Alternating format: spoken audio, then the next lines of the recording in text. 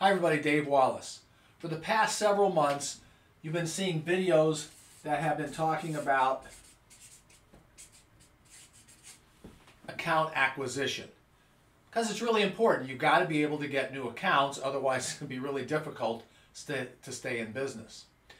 But equally, if not more important, is your ability to retain your existing accounts. As a matter of fact, most of the data out there from organizations suggests that between 70 and 80% of their revenue comes from their existing accounts. So you better have a great strategy designed to keep the accounts that you have and perhaps even grow them. But for the longest period of time, it has been thought that these two conversations were the same. It was that provocative conversation designed to disrupt the status quo and get your customer to think about their business differently. However, research has shown us that those are not the same conversations. You have to have a very different conversation when you're trying to retain a customer compared to when you're trying to acquire a customer. And that's because of our friend that you remember from other videos, status quo bias. And if you think about it, it makes sense. When you're in the mode of acquiring a new customer, you are trying to defeat the status quo.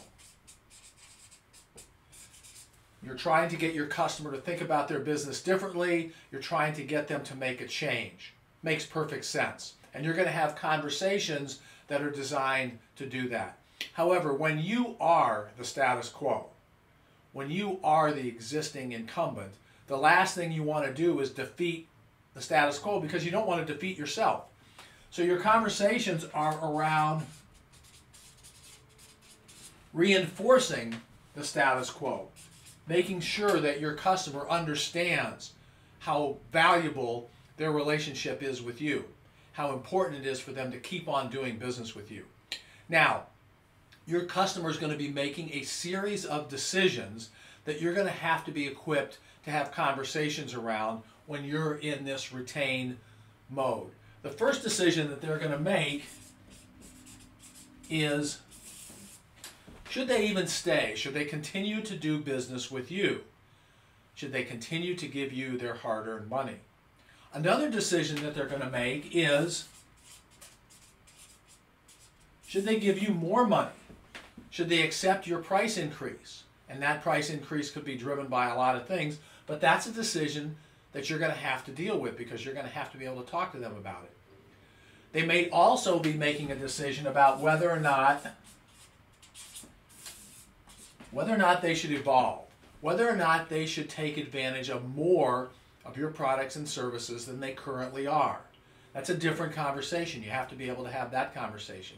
And finally, because things are never perfect, there are going to be mistakes that you've made along the way, and so your customer is going to be thinking about whether or not they should forgive you for that mistake that happened that had a negative impact on their business.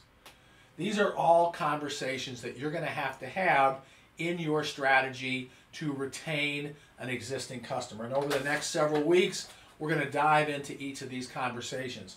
And what's important to understand is that you have to have different conversations because the psychology of your customer is different.